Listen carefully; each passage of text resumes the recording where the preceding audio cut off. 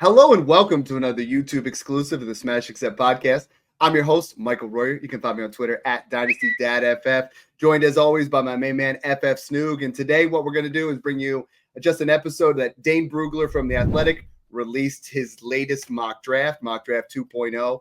And a lot of people are trying to tell you that this 2025 class is not talented, is not good. He has 11 skill players of quarterback, wide receiver, tight end, running back going in round one, as well as 5 offensive tackles. If that's not what gets you going for fantasy football, I don't know what does. I mean, you got 2 quarterbacks in there, multiple running backs going round one, wide receivers. Snoog, I'm excited. I mean, this mock, it's the next layer to the process, right? Like we've all started to talk about who these prospects are. And when you and I are doing that, we're trying to give people an idea so they don't, one, overcount things they see at the combine, overcount when a guy gets, the landing spot that they want. We're trying to give you that information. But when you start seeing landing spots, Snoog, and Dane's an awesome guy in the community, it starts to really start to put it into perspective. Yeah, I always say this to everybody. Nobody knows anything until the landing spots and draft capital come into play. Right now, we're just evaluating talent as prospects, kind of what their production profiles look like, some of their metrics, how it stacks up against the NFL, and some predictive indicators of successes for that. But I'm excited for this draft class just because it's one that's being undervalued. So whenever there's an undervalued draft class, I always think that there's a good opportunity for us as Dynasty Fantasy Football managers to take advantage of that and build teams through a weaker class through that lens because people don't want picks. When people don't want picks, you can get picks easier. So I'm excited to jump into this. Like you said, 11 guys in the first round, some juicy second round landing spots as well to skyrocket players up the board. So I'm excited to jump into this loaded running back and tight end class as this mock draft represents. So let's jump into it. Yeah, well, a lot of guys keep saying, Dad, Snoog, why are you guys jumping into rookies so early? And it's like, we're trying to prevent you from realizing that Clyde Edwards-Helaire is not a good running back. The guy gets that right landing spot, and you guys jump all over it. We're giving you all the tools that you guys need in the Discord. Snoog's got his rankings. I got mine. You guys can check that on patreon.com. We're going to have that on both, above and below us here before the show. So with this, jumping right in, this mock draft, Ashton Jeanty goes number 20 to the Broncos. Ideally, I would love to see him go number 12 to the Cowboys. But, man, Snoog, 20 to the Broncos. The Broncos offense is an ascending offense. You got Bo Nix there. You got Sean Payton. You got, a decent wide receiver core. And you throw Ashton Jeanty in here, and that's one of those spots where it is a completely wide open running back room. And Ashton Jeanty belongs right in that top 3 dynasty running backs. And this is a room that's going to absolutely just utilize him. He's going to be utilized in the pass game. He's going to be in the run game. I could see him getting 20 plus touches right off the bat and being a top 3 dynasty running back day one. So the 101 doesn't change at all. There's very few landing spots that are going to change Ashton Jeanty, but it's the 102 here where, we start to look at some landing spots. We start to try to figure things out. I'm taking Jeanty at 1. What are you considering here at 102? Yeah, I think the 102 here has to be Tetairoa McMillan going to the New England Patriots. I mean, we saw the promise with Drake May, tons of talent there, building an offense there in New England, new head coach Mike Vrabel coming in. He's used to those big physical wide receivers that win downfield. That's what Ted is. I mean, he coached A.J. Brown for a while there in Tennessee. Not that Tetairoa McMillan is A.J. Brown, but he kind of plays that downfield, vertical, big wide receiver style of play. And I think that that's going to really help Tetairoa McMillan's development, especially coming in, being the clear-cut wide receiver 1 in this offense, getting a ton of talent day one. The first 2 landing spots, I mean, I think this is easy. Like Jeanty and Tetairoa McMillan, both good, very, very good prospects. Jeanty especially goes to a coaching staff in a situation with a guy that literally had Alvin Kamara, who's a dynamic receiving back that was dynamic and playing with Mark Ingram as well. They were both tearing it up. I think that landing spot there with a good offensive line and a clear-cut wide open room there to take all the carries and take all the touches is phenomenal. And same with Tetairoa McMillan. They're both going to wide open landing spots, wide open situations where they're going to dominate from day one. That's what you're looking for at the top of the rookie drafts for these 2 guys. And they're both getting first round draft capital. Tetairoa McMillan going 4th overall is very high. So love those picks there. The interesting one is next because you and I are talking about what if there is a first round running back that isn't Ashton Jeanty. We get one here. Dane mocked Kaleb Johnson. So sell us on Kaleb Johnson. Yeah. We did that show on him earlier on this week when it was Smash Running Back Week, and we're big fans of his game and what he can do after contact. What I'm excited about here is not Kaleb Johnson going to the Vikings or Shedeur Sanders possibly with the Raiders. Cam, what I'm excited here, because you know how I play Dynasty, baby. It's about trades. And I get to this 103 spot. And if I'm on the clock, I love Kaleb Johnson. Kaleb Johnson go to the Minnesota Vikings, where, you know, Aaron Jones has been a guy that has been marred by injuries across his career. This is probably the twilight of his career. You know, I think they would be in pretty even touch spot right off the bat. But what I'm trying to do here, Snoog, and you know what I do, is like I'm taking this spot. I have the 103. Somebody needs a quarterback. I don't necessarily want to own a lot of shares of Shedeur Sanders or Cam Ward. You know, and it's not that I don't think they are good quality quarterbacks for the NFL, but I feel like they're quarterback 12 to 18. They're never going to be quarterback ones. I feel like they're the kind of guys where 2 years ago I was doing the same thing with Anthony Richardson and Bryce Young, where we're adding on to these guys, where if I could add a first to this 103 and get up to Joe Burrow during rookie fever for a guy that's rebuilding, or if I could tier down. Ultimately, when you start to look at tiers, that's so important when you do your rookie draft, right? So if I'm drafting right here, I think I'm taking Kaleb or Shedeur. It's back and forth depending on my need. But, I mean, Kaleb Johnson's going to give you immediate production here. And that's the guy that I really like here in this situation. There's another running back here who's really close. But I think ultimately I start to look at the draft board and I say, man, guys at 4 and 5 need a quarterback, and I don't want a quarterback here. So what I'm going to do is I'm going to say, you know what, 103 for 105. We do a first, second flip. I get Kaleb Johnson probably falling to 4 or 5, and they take their Shedeur Sanders or Cam Ward. Let them take that risk, because this class at the quarterback position is not like 2024. Drake May's not in this class. Jaden Daniels isn't in this class. Caleb Williams isn't in this class. Let's be honest. Nix and Michael Penix. Bo Nix, Michael Penix, and J.J. McCarthy are barely in this class. I mean, I have those guys very similar, especially I have Nix over both of these guys. I have McCarthy over both of these guys, and I think Michael Penix is right there in that mix. And I think I'm ultimately going to avoid the quarterback position. We're going to dive deep into that next week, but I'm passing on. I'm taking Kaleb Johnson here unless I can trade back. So you got the 104 here. Is it Shedeur Sanders or Cam Ward for you between the two quarterbacks? If this was real rookie drafts and I was the one with my dynasty roster picking, I could promise you I would trade back to the 106, 107, get two of my guys here that I love that we'll talk about shortly, and get a first on top maybe in 2027 or 2026. Aim for that, whatever it is, late, mid, I don't care what it is. I just want it. But I'm going to go with Shedeur Sanders here. He ended up going 6 overall to the Las Vegas Raiders. The reason why is they fired their whole coaching staff. I just feel like there's more promise here than there is with Cam Ward going to the Titans first overall. I think with Brock Bowers, Jacoby Myers, his weapons from right from the get for him. There's a decent offensive line. They're going to probably bring in a new coaching staff. Ben Johnson's a name that's been kind of fluttering around and rumored around to be a Raider. So if that happened, they draft Shedeur Sanders, then there you go. Shedeur Sanders is Ben Johnson's Jared Goff or Dak Prescott or Geno Smith plus. That's kind of the ceiling I see for Shedeur. But in like a 6-point passing format like this is, we're doing 6-point passing, full PPR, super flex, 12 team, just your generic, pretty competitive dynasty league formatting. You got to go with the quarterback here just because that's where the value is. But the right play here, I think, would be avoiding these two QBs in these situations and moving back to 6, 7, 8, maybe even 9, getting another first and another draft class further down the road, tearing off and getting more assets to build out your roster and get one of these stud running backs that gets good draft capital. But we talked 104, 105. It's going to be Cam Ward, Shedeur Sanders, wishy-washy, whoever you prefer at this point. I haven't fully dove through, so I don't know who I'd prefer. A lot of people that I trust, their evaluations are on the Cam Ward wave, so I'm excited to kind of dive through that. At first, I thought it was Shedeur for me, but, I mean, they both hit 4,000-plus yards and 38, 40 total touchdowns this season, so they both balled out. But sell us on the 106 that we have here, this landing spot. Yeah. I think you could argue him over Kaleb Johnson right here with this landing spot. See, I'm starting to – I was big time on the Shedeur boat as well. I think Cam Ward has shown tons of explosive plays. He's gotten better every single year. I think the Tennessee landing spot, a lot of people see the comp of Steve McNair in his game.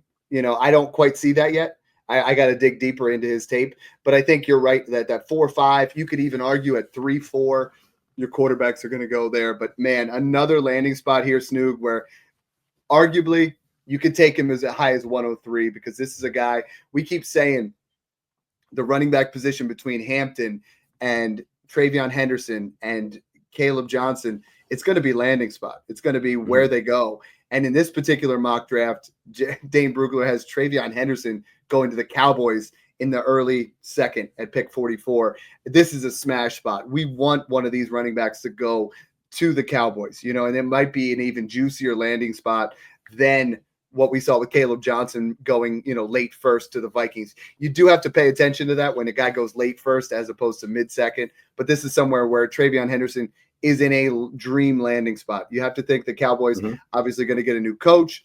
Dak Prescott's back. CeeDee Lamb's back. So TreVeyon Henderson will be a dynasty RB1 if he goes to the Cowboys. He's a guy that is going to be a steal at 106. I think he is going to ultimately go in front of a lot of quarterbacks because this kind of shows what kind of value that he has. And we get really close here. I mean, like for me, that tier of 1 and 2 don't change still. It's still Tetairoa McMillan's behind Jeanty. The 3, 4, 5 are very similar. 6 through 9 here, man, I keep calling this the smash zone. But if I'm coming away with TreVeyon Henderson at 106 or the guy you're going to take here at 107, I'm feeling great about my rookie draft because I'm like, I loaded up. Yeah. I got tons of mid-firsts. Who's the guy you're taking here at 107? Yeah, let me just touch quick on that TreVeyon pick because it got me excited. When I saw this mock, I was like, yes, this is what I need to see because a lot of the NFL scouts around the league are really starting to come alive on TreVeyon Henderson. I think after last year, the injury concerns, the durability issues, we all thought he was going to be the RB1 last year. He didn't. We all questioned that decision. But he was firing this year. Like he had 3 years out of 4 with over 900 plus rushing yards, 1,200 as a true freshman, 980 plus this year, splitting backfield with Quinshon Judkins, another stud back in this class. He also had 3 seasons with 10 plus touchdowns total. So this is a guy that produced every single time he was on the football field.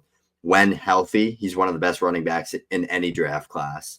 And his explosiveness and his dynamic ability in the receiving game is going to bring tons of fantasy football value right away, especially to a team like the Dallas Cowboys that have that identity as the running back. Like that's a history piece of the Dallas Cowboys is their running back position.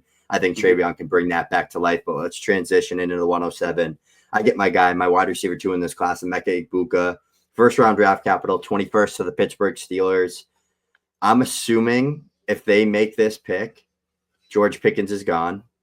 Or they don't want to pay him. I know there's a lot of issues there with George Pickens, but even if George Pickens doesn't go, that team needs a volume hog wide receiver underneath that can be a consistent guy like an Amon-Ra St. Brown, a JSN, one of those type of guys. I think Emeka would honestly help Pickens, and I think Pickens would help Emeka because Pickens is a 4, 5, 6, 7 target guy that's going to get 80 to 100 yards and maybe score. Emeka is going to be a guy that gets 10, 12 targets, 7, 8 receptions, 80 yards, and can maybe find that end zone. So they complement each other well. I think you need 2 wide receivers in the NFL now to thrive. I'm also assuming Arthur Smith is gone because he's been interviewing for head coaching job somewhere else. So this is a pick I made with assumptions. Obviously, we'd have clarity by the time of the draft. If not, then I would transition to maybe the running back that went 37th overall in this mock we'll get to, or Luther Burden, who got crazy good draft capital. But right now, I'm sticking true to my analysis. Wide receiver 2 in the class for me, Emeka Egbuka, a guy that had another one, went back to school, injury-ridden junior season, came out firing 980 plus yards, 10 plus touchdowns. That leading receiver right there behind Jeremiah Smith, the guy that went toe-to-toe with the best of the best at Marvin Harrison Jr., Jeremiah Smith. Dude was always producing no matter who was playing alongside him. So I'm a big Emeka fan. Dad, sell us on who you're taking here at the 108. This is crazy to me, right? Because we're going to talk about the 108 versus 109. I know you're going to do it. And I know you're going to do it. You know what I'm going to do here. Luther Burden goes 12 to the Cowboys, but I'm taking Omarion Hampton to the Raiders at 37. And I mean, it really depends on what kind of team we have here. But this running back class, if we get, he reminds me so much of Josh Jacobs. Like this is Josh Jacobs 2.0 in that Raiders system. Shedeur Sanders is there. Brock Bowers is there. I feel dirty not taking Luther Burden. I feel dirty not taking Emeka Egbuka. But like this is the year where we're like, we've been telling everybody last year you stack up on the wide receivers, and this year you fill in with these running backs. And, if you did this in the big years where we're talking 2017, 2020, like 2017, you weren't saying, you know what, I'm going to pass on Christian McCaffrey. I'm going to pass on, guys of that nature. You were like, no, I'm loading up on these guys in this class. And I think this is a game-changing class. As much as I think Luther Burden has crazy potential, and the fact that you're even talking about a guy like in Luther Burden who was, 1,200 plus yards 2 years ago. He's had 8+ touchdowns in every single season. And someone that you're like, dude, this guy has Debo Light, Jaden Reed plus type potential. And you're going to get him at 109 as a top 12 pick. That's hard to even argue. Like they're so fluid here in this process. But I'm taking Omarion Hampton. 1,600 plus yards, number 2 in all rushing yards. I think he's someone that at the next level in this offense, I think is going to really excel. So you get Luther Burden at 1.9. That's just, that should blow your mind. Yeah, that's great value here, especially for a guy, coming off a underperforming junior season, but after that sophomore season, he gained a ton of steam, grades out amazing in a lot of analytic models and processes, but 1,200 plus yards as a sophomore in this Missouri SEC offense, 90 plus receptions, 3.2 plus yards per out run. This is a guy that, like you said, he's that Jaden Reed plus type wide receiver, a guy that excels in space, can win downfield well, tracks the ball extremely well, dynamic with the football in his hands. He's not Deebo Samuel, because nobody's Deebo Samuel. Deebo Samuel is literally like CMC playing wide receiver, but he has like that yak upside like a Debo. Like he's not going to run through you and run you over like Debo, and he's not as explosive.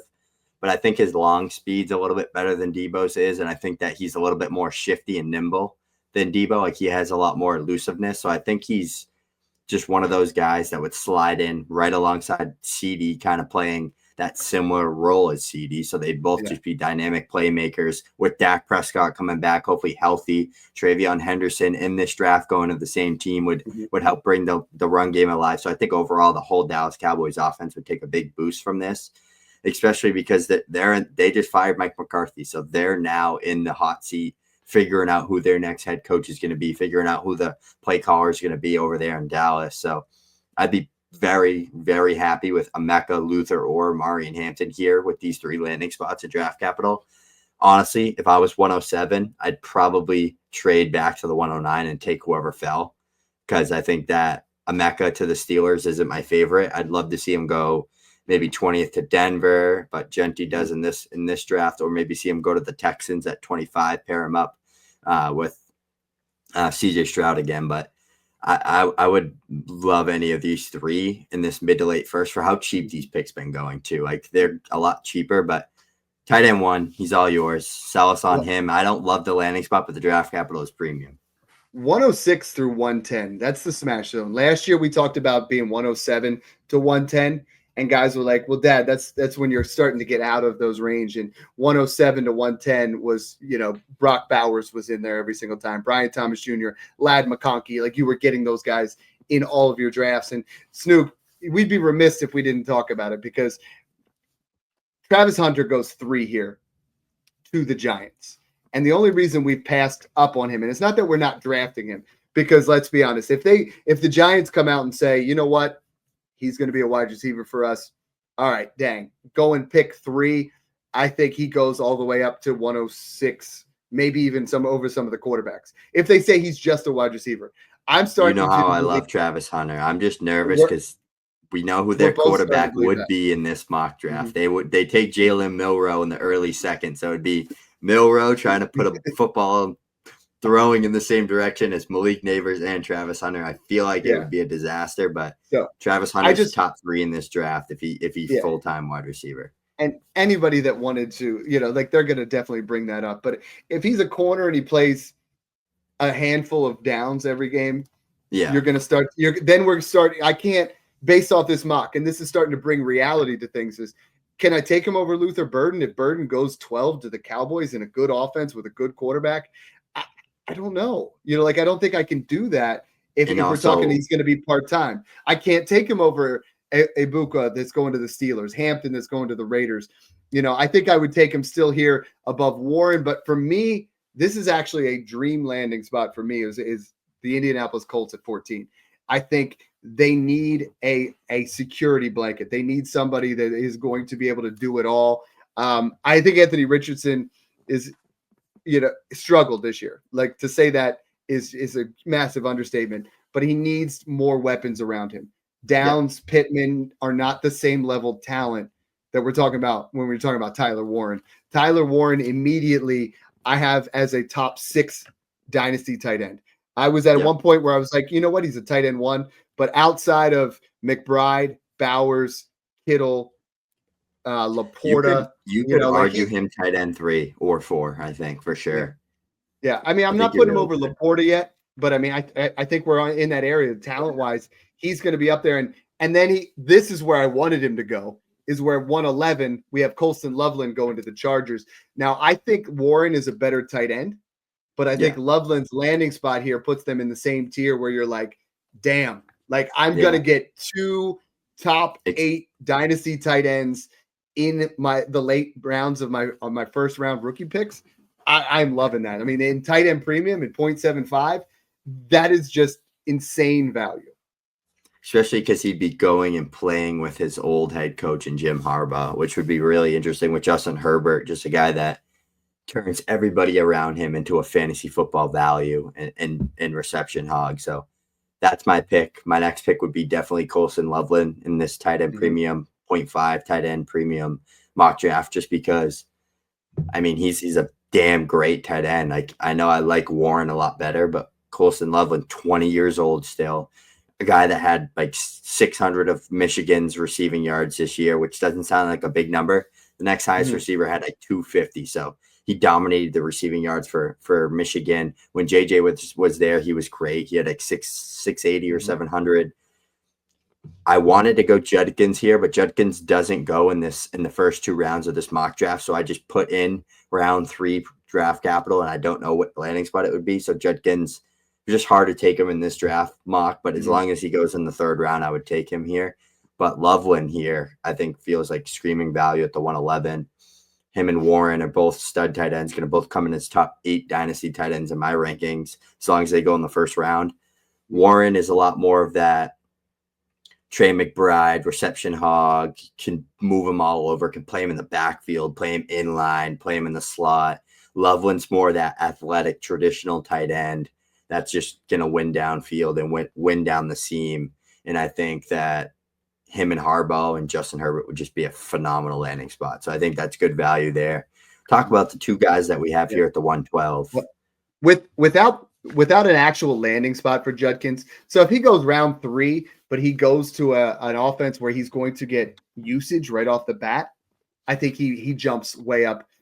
If he doesn't, this guy Tre Harris going to the Texans at 58. Tank Dell's going to miss the entire season. Stephon Diggs is likely gone. Tre Harris, 5.15 yards per route run this year. Like we said before, number 1 on PFF score against man, number 2 against zone. Tre Harris, if this is no non-tight end premium, is the 110. He is definitely the 112 here. I think it would be Judkins would really have to go to the Chargers. If Judkins went to the Chargers, then there's no debate here. Then I think that's where we're starting. There's a couple spots for him. And I think the other guy that's also considerable is, we had this in years past, and I think he's ultimately, if he goes in this area, he's going to go in the mid-second. I'm going to do it, because this is what I did with Jalen Hurts back in the day. I knew you were going to do it. I was taking Jalen Hurts in the 2nd round of all my rookie drafts. And if Jalen Moreau goes all the way at early 2nd to the Giants, I'm still going to draft him. I'm going to draft him in that early to mid-second, because you know what? You made fun of me last year for taking Michael Penix Jr. in that same area. You did, and it's perfectly all right.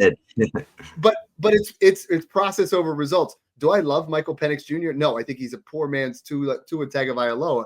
But he had one flashy game at the end of the year, because he had 3 pedestrian games, 1 flashy game. And right now, people are paying the 105 for Michael Penix Jr. in this class. So it worked, right? You took a guy process over results early to mid-second, and it was like, even there was an opportunity where we did the same with Will Levis, where you were taking him in the mid-second. He got a couple starts, so you were able to get maybe a 26 first.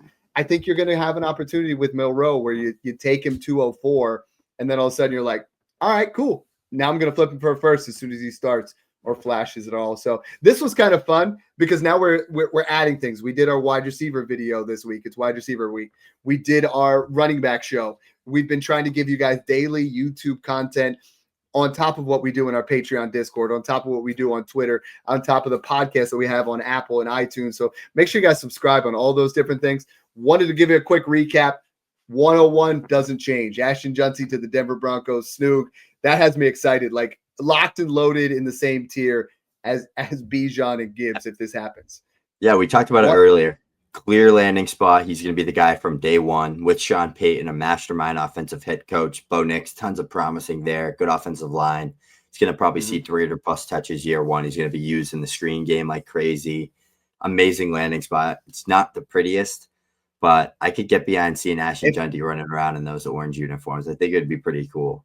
12 to the Cowboys is what I want to see. Like, that's good. I'm gonna blow my mind. You know what I mean?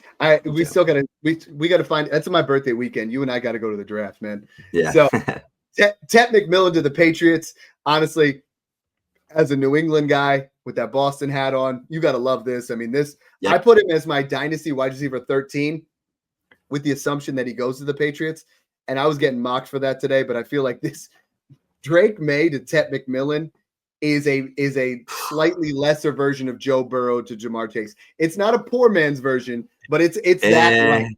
It's that light. Like, they're going to be light. Okay, I think it would be whatever. I think it's a great landing spot though. Clear cut guy there. He's going to get 140 plus targets year one. It's going to be like Trevor Lawrence to Brian Thomas Jr. Like that type of connection. I think. It would be really fun. I love that landing spot for Tet. I think that's good for him. And with Mike Vrabel, they're building something new there. Yeah, we talked about Kaleb Johnson to Minnesota. We love the landing spot. First round draft capital. I think first round draft capital for a running back. It really just is it. It would be. I mean, and I think you'd have to be a little bit patient year one, but year two, you're looking at a guy that's honestly going to be top 8 dynasty running back potential. I was going to say, where would he fall for you there? Probably in that top 10 to 8 to 10 range, right? Because he's a guy still 20 years old, comes in he's young. With the Minnesota Vikings with Kevin O'Connell. Oh, my God. That would just be whoever goes to that Minnesota Vikings team, whether it's round 1 or round 2, same with the Dallas Cowboys as a running back, sign me up. I don't care. As long as it's one of the top 5 guys in my rankings, sign me up. Shedeur and Cam Ward going 4 and 5. And Snoog, this is why I keep telling people to trade for 103 is people are going to move them up there even over Tet. They're going to just be like, oh, I got to get a quarterback. I got to get Cam Ward. He went 1 overall. Let's move him up there. I got Shedeur went to the Raiders. I got to move him up there. I do like the Shedeur Sanders spot, especially for Brock Bowers, because Shedeur is very composed and accurate quarterback. I think that would be great for him. TreVeyon Henderson at 106 feels like the steal of the draft. I'm so excited about it. If he goes in that early second to the Cowboys, that whoever that is, if that's Hampton, that's Judkins, that's Henderson, that's Kaleb Johnson, they move way up on the board for sure. That's exciting. Still Ohio State, Steelers, Egbuka would be the wide receiver 1 there. We're thinking Pickens is out, and I like that. Burden, the complimentary wide receiver 2 for the Dallas Cowboys. Man, the Cowboys really loading up on skill position players in this draft. They need TreVeyon Henderson and Burden. Oh, for sure. Omarion Hampton, I think.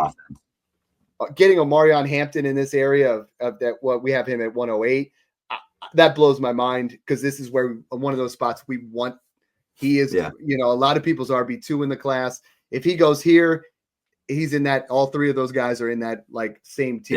Yeah. All 3 of them. He's a great player, right? Like we talked about it on the show. Like just because we don't think I don't think he's like this consensus RB2 elite prospect. He's still a good prospect. Like I comped him to James Conner type running back, like a Nick Chubb light, and people are like, "Oh, you're disrespecting him." Like he's a guy that could be like 1,000-yard plus rusher a few times, be a guy that's going to score maybe 8 to 10 touchdowns in a season. He's gonna be a guy that's good and relevant in fantasy. He's just not like TreVeyon Henderson can very easily be better than him. Kaleb Johnson can very easily be better than him. Quinshon Judkins too. He's not a consensus RB2 type talent. Like some of these other guys have a better case of being a consensus RB2 type talent. So Anyway, stacked running back class. Anyone in the top 5 going day 2 is going to be a first-round draft pick in these mocks. Tyler Warren, Colston Loveland in this tight end premium format. First-round draft capital, smash values, smash tight end prospects. Honestly, I'd say other than Brock Bowers, I'd say they're both better than Kincaid was as a prospect. I think they're both. I think Loveland's a Michael Mayer plus prospect, like better Michael Mayer type. And I think Warren's just right. Like Bowers is way up here. Warren's down here with like the McBride, like those Laporta type prospects. So they're just both wishy-washy, both stud prospects. And then just jumping into that, finishing off that 112 range. That's where it's going to be fun. There's so many. I think the 112 in this draft class is going to be so many different people. And Travis Hunter's going to go in here. I mean, Travis Hunter, depending so on what people think. Hunter.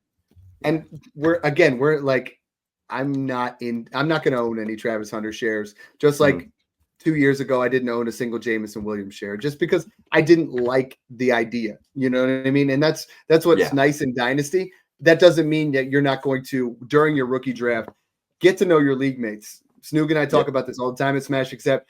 If you get a guy and he goes to the Giants and you know you're talking to a Giants fan, you know he's going to go 103. You know, like he could go 102. You're going to see guys that are, you know, Deion Sanders fans, guys that were big into Colorado. You're going to know how your league mates draft, where they're going to draft these guys. And I think this kind of gives you an idea of where you can trade into.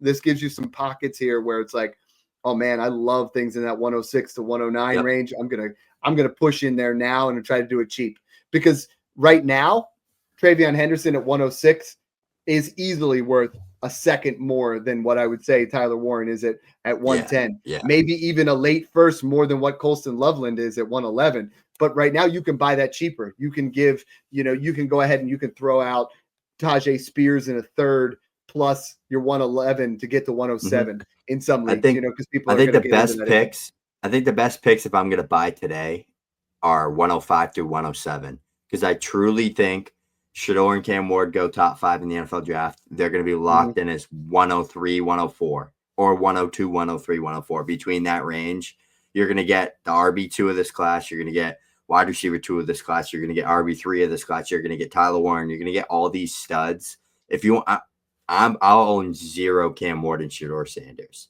And just because that's my process, I build off count cornerstone quarterbacks. Anyways, that's for a different show, but I build around cornerstones, draft running backs and wide receivers. But this was fun. And like we're going to do this more. This is going to be something we do based off all these NFL scouts and what they're putting out for mock drafts. The closer we get to combine and into the NFL draft, it's going to be more accurate. And we're going to make mock drafts kind of designed around this, because right now nobody knows anything.